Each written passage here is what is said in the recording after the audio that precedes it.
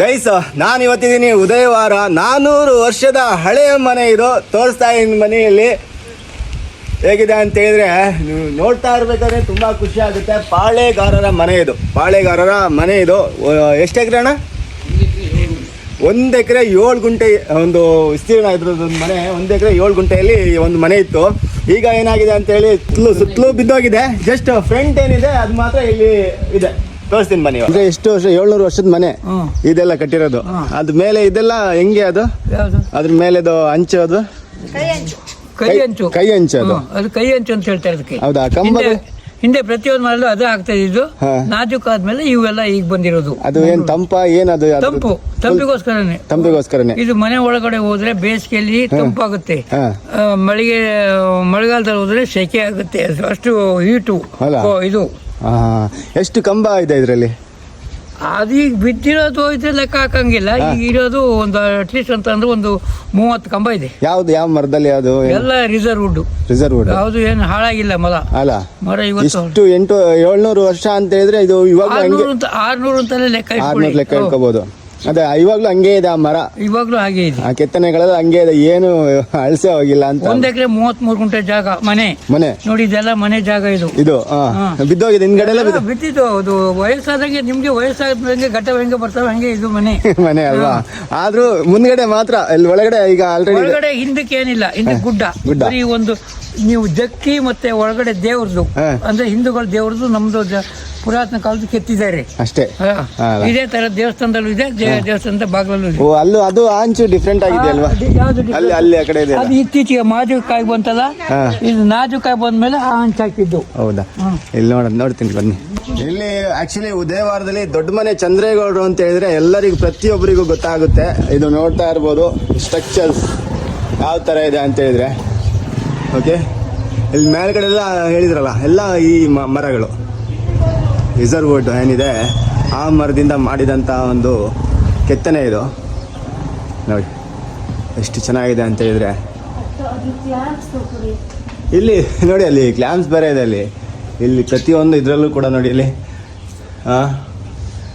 ಎಷ್ಟು ಚೆನ್ನಾಗಿದೆ ಅಂತ ಹೇಳಿದ್ರೆ. ಒಂಥರ ಫುಲ್ಲು ಕೋಲ್ಡ್. ಇವಾಗ ಎಂಟ್ರಿ ಕೊಟ್ಟ ತಕ್ಷಣವೇ ಇಲ್ಲಿ ಏನು ತುಂಬ ಕೋಲ್ಡ್ ಆಗಿದೆ. ಒಳಗಡೆ ಈ ಪಾದ ನೋಡಿ, ತುಂಬ ಕಾಲಿಡ್ಬೇಕಾದ್ರೆ ತುಂಬ ಕೋಲ್ಡ್ನೆಸ್ಸು. ಇಲ್ಲಿ ವಾಸವಾಗಿದ್ದಾರೆ. ಹಾಸನಲ್ಲಿ ಇಂಜಿನಿಯರಿಂಗ್ ಓದ್ತಾ ಇದ್ದಾರಂತೆ ನೋಡಿ. ಬಾಗಿಲು ಯಾವಾಗಲೂ ಹಳೆ ಕಾಲದಲ್ಲೆಲ್ಲ ಏನಂತ ಹೇಳಿದ್ರೆ ತಲೆ ಬಗ್ಗಿ ಒಳಗೆ ಹೋಗ್ಬೇಕಿತ್ತು. ಈಗೆಲ್ಲ ತಲೆ ಎತ್ತಿ ಹಿಂಗೆ ಹೋಗೋದು. ಹಳೆ ಇದ್ರಲ್ಲಿ ನೋಡಿ ಎಷ್ಟು ಬಗ್ಗಿ ನಡಿಬೇಕು ಅಂತ ಹೇಳಿದ್ರೆ ತುಂಬ ಬಗ್ಗಿ ನಡೆಯೋದು. ಆಯಿತಾ? ಓಕೆ ನೋಡಿ, ಇಲ್ಲಿ ಪ್ರತಿಯೊಂದು. ನಿಮಗೆ ಇದ್ರ ಬಗ್ಗೆ ಏನಾದರೂ ಗೊತ್ತಿದೆಯಾ ಮೇಡಮ್? ಈ ಮನೆ ಬಗ್ಗೆ ಹೆಂಗಿದೆ? 450 ವರ್ಷದ ಹಳೆ ಮನೆ. 400 ವರ್ಷ, ಅಪ್ರಾಕ್ಸಿಮೇಟ್ 600 ವರ್ಷ ಅಂತ ಹೇಳಿದ್ರು. ಹಾಂ, 450 ವರ್ಷ ಅಂತ ಹೇಳೋದು. ಅದೇ ಅವ್ರಿಗೆ ಗೊತ್ತಿದೆ ಅಂತಲ್ಲ. 600 ವರ್ಷದ್ದು. ಇದು ದೇವರು ಇದೇನಾ? ಅವಾಗಿನ ಕಾಲದ ಪೇಂಟಿಂಗ್ಸ್. ಇದು ಪೇಂಟಿಂಗ್ಸ್ ಅವಾಗ ಕಾಲದ ಅವಾಗಿಂದ. ಓಕೆ, ಈ ಥರ ಬರ್ತಾ ಇತ್ತಲ್ಲ. ಹಾಂ.